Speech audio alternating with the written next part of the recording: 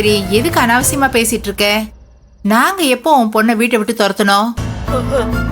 நீ ஏதோ டென்ஷன்ல இருக்கியே, உன் பொண்ணு பக்கத்துல இல்லையேன்னு என்ன ஏதுன்னு இவ கேட்டுட்டு இருக்கா. அம்மா பதறாதீங்க, ஒரு நிமிஷம் இருங்க. அத்தை, என்ன அத்தை, என்னாச்சு? கீர்த்தி எங்க போனா? காலையில இருந்து அவளை பார்க்கவே இல்லையே. எங்க ரூம்ல எதுவும் இருக்காளா? தூங்கிட்டு இருக்காளா? அவ வீட்லயே இல்ல மகா. அவளை காணாம தான் நான் இங்க தனியா தவிச்சுக்கிட்டு இருக்கிறேன். அவளை காணுமா? வீட்லயே இல்லையா? அத்தை, என்ன அத்தை, என்ன சொல்றீங்க நீங்க? நீ என்ன சொல்ற? என்ன எல்லாரும் பதட்டமா இருக்கீங்க? என் பொண்ணு கீர்த்திய காலையில இருந்து காணோங்க. காணுமா? அது எப்படி காணாம போவா? இங்கதான் எங்கேயாவது இருப்பா. நீ எதுவும் தேடாம உளராத. அவ இங்கதான் எங்கேயாவது இருப்பா. பூஜா, நீ போய் பின்வாசல் இருக்கான்னு தேடி பாரு. பின்வாசலையும் இல்ல முன்வாசலையும் இல்ல. நான் நல்லா தேடி பாத்துட்டேன். என் பொண்ணை நான் தேட மாட்டேனா? ஐயோ, எங்க தேடி அவளை காணோம். எங்க போனாலும் என்ன ஆனாலும் ஒண்ணுமே புரியல எனக்கு. அத்தை, என்ன அத்தை சொல்றீங்க நீங்க? என்ன மகா, நான் என்ன பொய்யா சொல்லிக்கிட்டு இருக்கிறேன்? செல்விக்கும் என் பொண்ணு கீர்த்திக்கும் வீடு வாங்குற விஷயமா சண்டை வந்துச்சு இல்ல? அதுக்கப்புறம் நானும் கீர்த்தியும் பேசிக்கிட்டு இருக்கிறப்போ அந்த ராட்சசி செல்வி வந்து, நீ என்ன செஞ்சாலும் நான் இந்த வீட்டை வாங்க விட மாட்டேன்னு சொல்லிட்டு விடாப்புடியா சண்டை போட்டா. அதுலயே என் பொண்ணு ரொம்ப மனசு உடைஞ்சு போயிட்டா.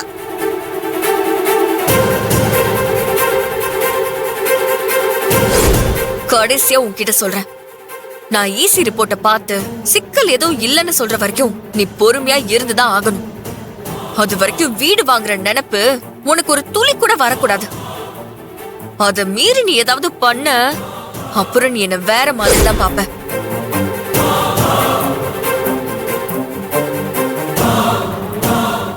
அந்த செல்வி பேசின பேச்சுலதான் மனசு உடைஞ்சு போய் கீர்த்தி கோச்சுக்கிட்டு வீட்டை விட்டு போயிட்டா போல இருக்கு.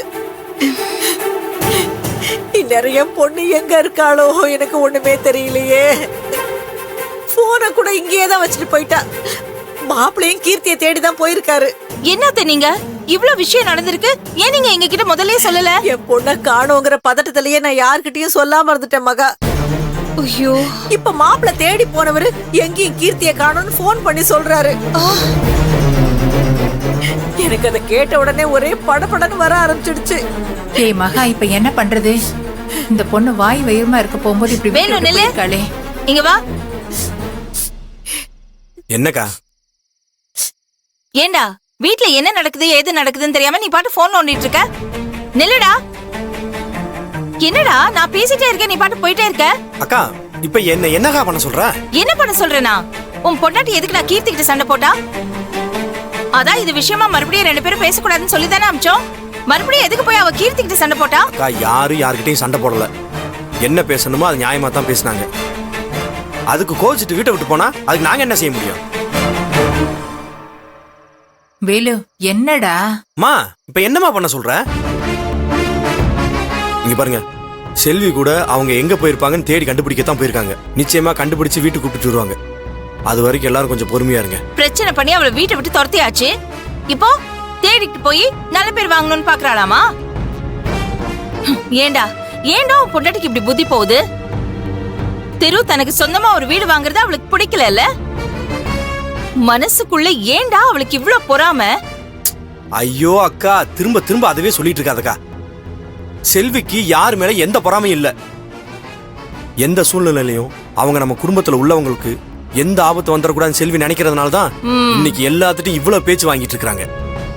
தயவு செஞ்சு அதை புரிஞ்சுக்கக்கா. இங்க பாருப்பா, பேசுனதே பேசிக்கிட்டு இருக்காத.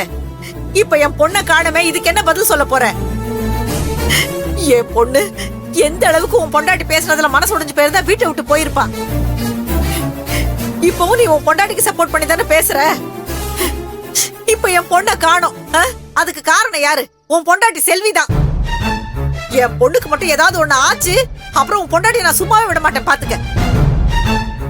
ராஜேஸ்வரி, இப்படியே ஆள் அழுக்கு குத்தம் சொல்றத விட்டுட்டு வீட்டை விட்டு போன கீர்த்தி சீக்கிரமா வீட்டுக்கு வரணும்னு வேண்டிக்க.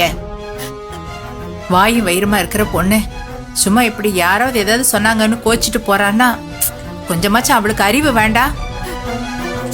ஏதாவது ஒண்ணு கிடக்க ஒண்ணு நடந்துச்சுன்னா வயித்துல வளர குழந்தைக்கு தானே அது சிரமம். ஏமா, அந்த அக்கறை கீர்த்திக்கு மட்டும் இருந்தா பத்தாது, வீட்ல இருக்கிற எல்லாருக்கும் வேணும். ஒரு புள்ளத்தாச்சி பொண்ணை இப்படி பேசி கஷ்டப்படுத்திட்டோமேங்கிற எண்ணம் கொஞ்சம் கூட இல்லல்ல? யாரும் எதுக்கும் கவலைப்படாதீங்க.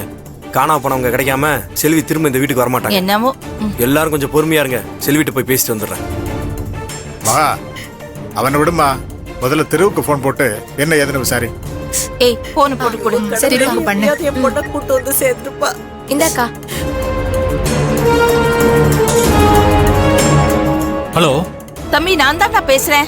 என்னடா கீர்த்தியை காணுமாமே, எங்கடா இருக்கா அவ? எதுவும் தெரிஞ்சுதா? பாத்தியா?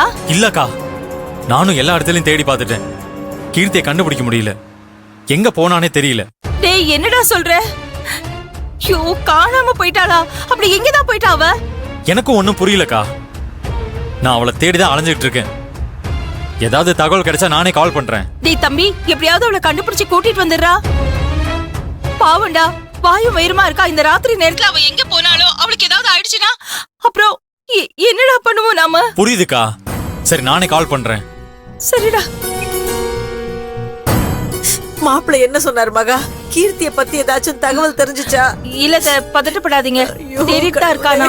ஏதாவது தகவல் கிடைச்சா சொல்றேன்னு சொல்லிருக்கான். ஐயோ கடவுளே, நல்லா இருந்த என் பொண்ணு மனசை இப்படி நோகடிக்கிற மாதிரி பேசி இப்படி வீட்டை விட்டு போற மாதிரி செஞ்சுட்டாளே இந்த செல்வி. ஐயோ, நான் என்ன பண்ணுவேன், ஏது பண்ணுவேன்?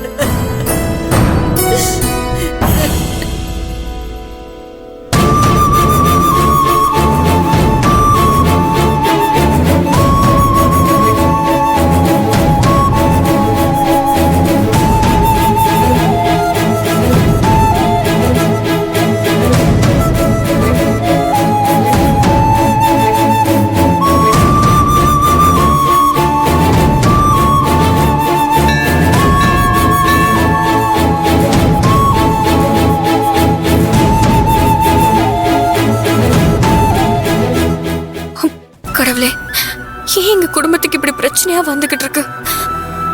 நேத்து சண்டை போட்ட கீர்த்தி காலையில காணாம போயிட்டானா? எனக்கு உள்ளுக்குள்ள ஏதோ பதட்டமா இருக்கு. வயித்துல குழந்தைய வச்சுக்கிட்டு எங்கேயும் போய் கஷ்டப்படக்கூடாது. காலையில இருந்து தேடிக்கிட்டு இருக்கோம். நீதான் எங்க கண்ணுல கீர்த்தியை காட்டணும். அவளுக்கு எந்த ஆபத்தும் வரக்கூடாது. எங்க போனாலும் வீட்டுக்கு வர வச்சிடு. உன்னை விட்டா எனக்கு வேற நாதி இல்ல.